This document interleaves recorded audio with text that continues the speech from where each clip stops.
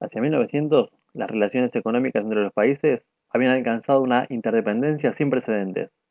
Sin embargo, la hegemonía mundial de la Europa capitalista e imperialista pronto generó fuertes rivalidades entre las potencias.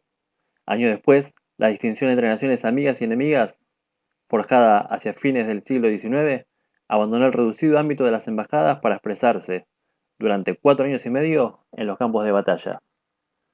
Vamos a ver cómo se desarrolla este conflicto. Vamos a repasar el imperialismo y la paz armada, temas que ya hemos visto. Vamos a ver la Gran Guerra, cuáles fueron las causas directas, brevemente cómo fue el desarrollo y sus etapas, para terminar con las consecuencias. El imperialismo fue el periodo en el que las potencias europeas, más Estados Unidos y Japón, buscaron la expansión en África y Asia. Tiene fuertes connotaciones nacionalistas. Los estados que la practicaron pretendían la conquista sistemática de la mayor cantidad posible de territorios con el objetivo de alcanzar el rango de potencias mundiales. No buscaban tanto la transformación cultural de esas zonas, sino su control político, económico y militar. Este proceso adquirió nitidez en el último tercio del siglo XIX. La paz armada, el periodo que va entre 1870 y 1914, fue una de las causas más notorias de la Primera Guerra Mundial. Las continuas tensiones entre los estados a causa de conflictos tanto nacionalistas como imperialistas dieron lugar a que cada estado destinara gran cantidad de capital estatal a la inversión de la industria de armamento y al fomento del ejército. Todo este excesivo gasto militar desembocaría a la larga en la quiebra nacional o en una guerra. Todo ello dio lugar a un complejo sistema de alianzas en las que las naciones se hallaban en conflicto sin estar en guerra. Este sistema de alianza que él nombraba recién, y para que lo tengan en cuenta, esto hay que saberlo, para que se entienda todo el proceso, se formaron dos bandos. La Triple Alianza, formado por Italia, Austria-Hungría y Alemania, y la Triple Entente, integrado por Rusia, el Reino Unido y Francia. Durante el conflicto, estos dos bandos van a ir sumando nuevos países a la contienda. A principios del siglo XX, las rivalidades imperialistas, coloniales y geoestratégicas dominaban las relaciones internacionales de las grandes potencias europeas. Muchas causas llevaron a la tensión política que desembocará en la Primera Guerra Mundial. Algunas se remontan hasta casi medio siglo antes, como la rivalidad continental entre Francia y Alemania, tras la Guerra Franco-Prusiana, o la competencia naval entre Alemania y Gran Bretaña, considerándose esta amenazada por la seguridad nacional y en sus posiciones imperialistas. Y a esto le vamos a sumar también la política agresiva de Alemania y la guerra de los Balcanes. El detonante de esta guerra va a ser un hecho puntual, que es el siguiente, que tiene que ver con este personaje que vemos acá. Se llama Francisco Fernando, un archiduque. Él y su esposa van a ser asesinados por un integrante de la asociación Mano Negra, que es el simbolito que vemos acá. Esto ocurre el 28 de junio de 1914, en Sarajevo. Lo explicamos mejor de esta manera.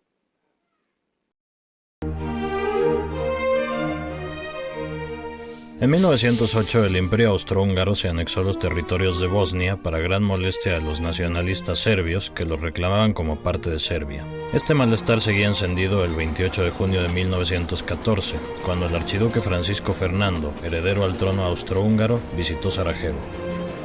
Acompañado de su esposa Sofía, el archiduque iba a presenciar maniobras militares encabezadas por el general Oskar Potiorek, gobernador de la provincia de Bosnia y Herzegovina. 7 jóvenes nacionalistas serbio-bosnios, apoyados por Serbia, planearon asesinar al archiduque. Armados con pistolas y granadas, se apostaron a lo largo de la avenida Apel, junto al río Mijatska, por donde transitaría la comitiva de Francisco Fernando. Ese 28 de junio, el archiduque visitó el cuartel de la ciudad. Luego, a las 10 de la mañana, una comitiva de 6 autos tomó la avenida Apel rumbo al ayuntamiento. El auto del archiduque pasó delante de Mehmed Basic, quien no realizó el ataque. La comitiva siguió su marcha hasta alcanzar la posición de Chabrinović. El serbio arrojó una granada que no alcanzó a dar en el blanco y estalló debajo del coche que seguía al del archiduque, hiriendo a 20 personas. Chabrinović fue apresado. 15 minutos después de la explosión, la comitiva siguió su camino. En medio de la confusión, Chubrilovich, Popovich, Príncipe y Graves no pudieron actuar.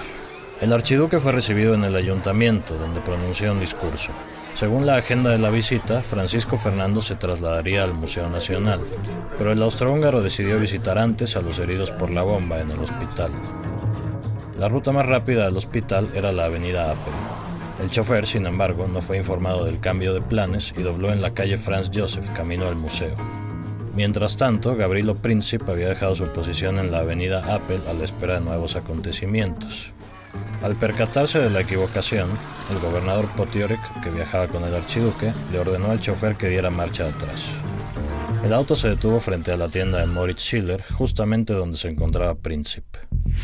Princip disparó 2 veces.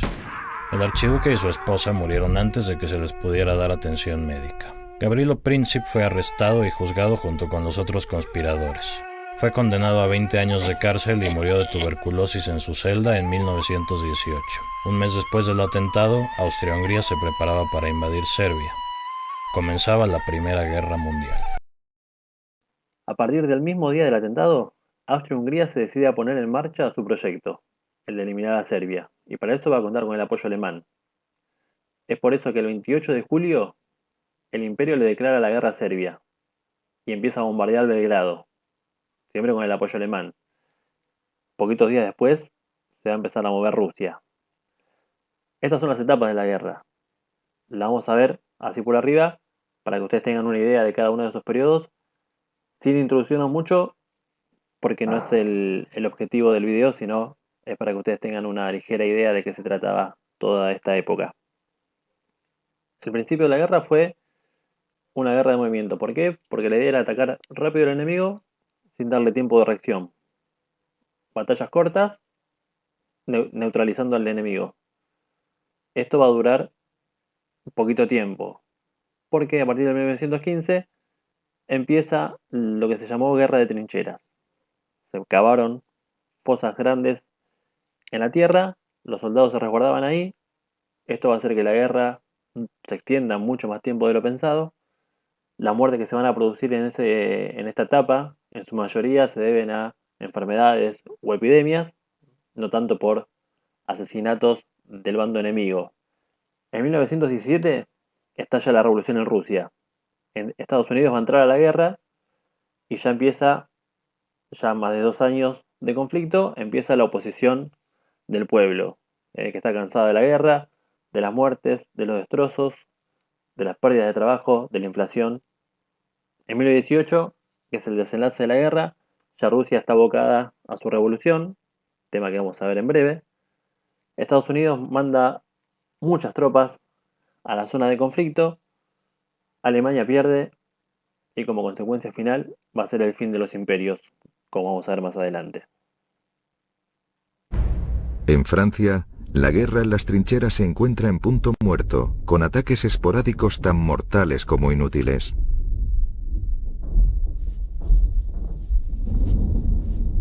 El soldado Charles Gaillard escribe: «Aquí la moral está por los suelos. Estamos hartos de luchar y de no avanzar, y los campesinos envidian a sus vacas, que duermen en lechos más cómodos que los suyos propios.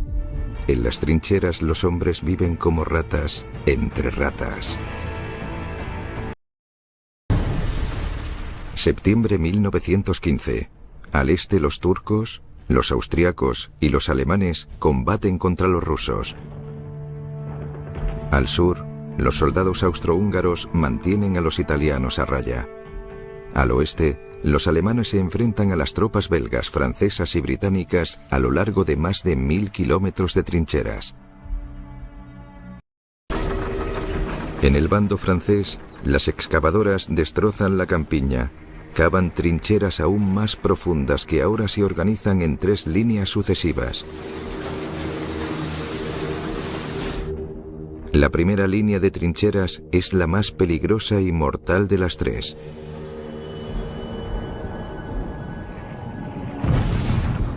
El ingenio humano no conoce fronteras en lo que a matar se refiere. Cualquier objeto es válido para lanzar explosivos a los enemigos en la trinchera opuesta. Rifles lanzagranadas, torpedos voladores. Recurren incluso a las ballestas medievales.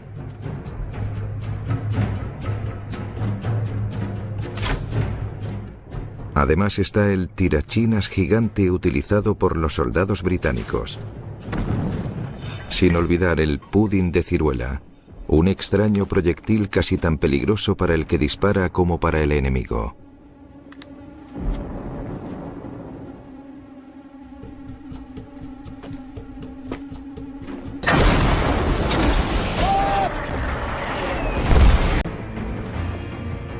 $10 millones de soldados murieron abatidos por las balas, hechos pedazos por las bombas, incinerados, de hambre, devorados por ratas y piojos, víctimas de las epidemias que se extienden en medio de la miseria.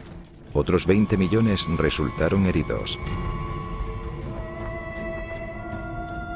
Muchas van a ser las consecuencias de este conflicto. Vamos a describir cada una de ellas empezando por las demográficas. Hubo un aumento notorio de la mortalidad, descenso de la natalidad y de la población activa. Murieron aproximadamente 10 millones de personas, no todos soldados, muchos de los que murieron eran civiles. Mucha gente quedó con traumas y otros quedaron con heridas que los marcaron de por vida. Las económicas, destrucción urbana e industrial, una economía de guerra, mucho endeudamiento e inflación, y Estados Unidos se va a convertir en un acreedor. Uno de los que más va a sufrir esta crisis económica es Alemania a partir de la firma del Tratado de Versalles. Las sociales, incorporación de la mujer al mercado laboral.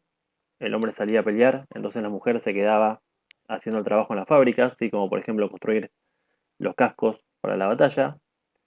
El empobrecimiento de las clases medias y trabajadores, tensiones sociales y avance de ideologías extremistas. Como consecuencias políticas tenemos la desaparición de las 4 dinastías reinantes, el fin de los imperios, el austrohúngaro, el ruso, el alemán y el otomano, la transformación del mapa político mundial y la creación de la Sociedad de Naciones.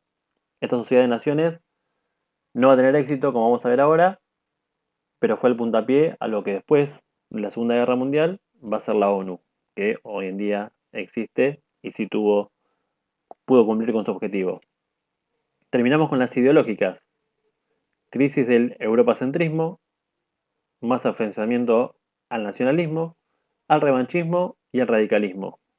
Y va a haber cambios artísticos en donde surge el vanguardismo.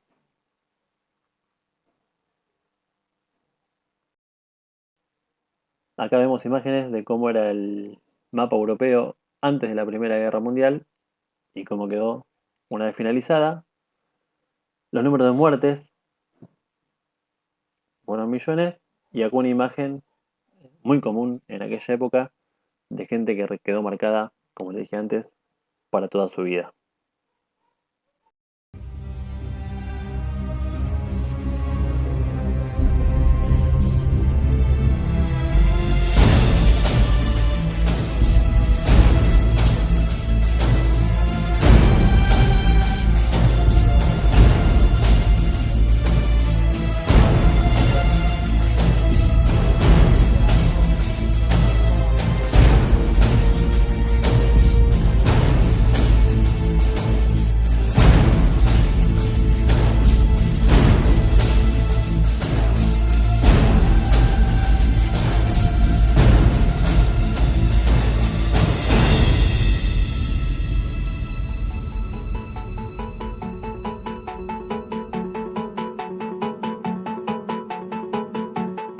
The League is facing a great crisis, but not a desperate one.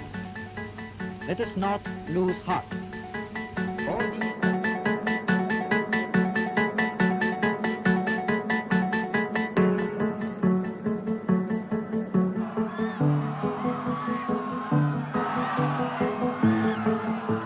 The aim of the peace conference and of the League of Nations was to establish durable peace, and it didn't work.